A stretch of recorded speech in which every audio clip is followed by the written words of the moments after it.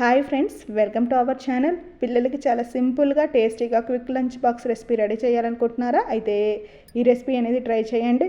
Taste చాలా బాగుంటుంది. దీనికోసం స్టవ్ మీద ప్యాన్ పెట్టేసుకొని అందులో 1 స్పూన్ నెయ్యి వేసుకున్నాము.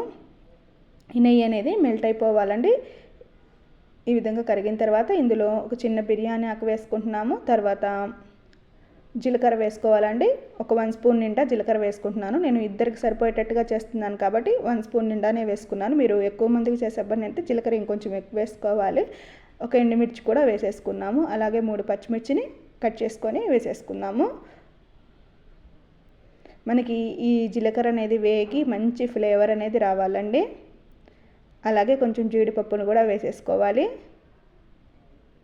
ఇప్పుడు ఇందులో కొంచెం కరివేపాకును కూడా వేసేసుకొని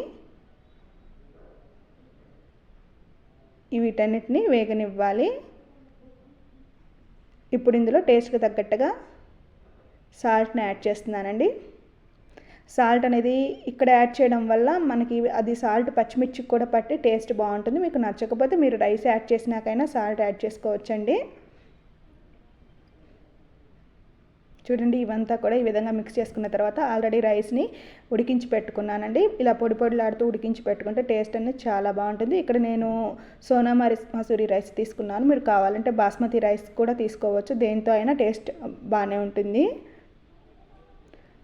ఈ రైస్ని అంతటిని యాడ్ చేసేసుకొని దీని అంతటిని కూడా బాగా మిక్స్ చేసేసుకోవాలి. మనం వేసిన పోపు అంతా రైస్కి బాగా పట్టేట్టుగా ఈ విధంగా మొత్తాన్ని మిక్స్ చేసేసుకుందాము.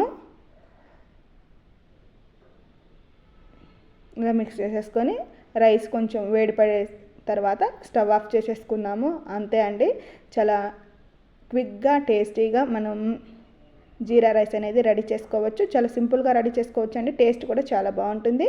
పిల్లలకి ఈ విధంగా రెడీ చేసి పెడితే చాలా ఇష్టంగా తింటారండి. ఈ వీడియో కనుక మీకు నచ్చినట్లయితే please like, share and subscribe to our channel.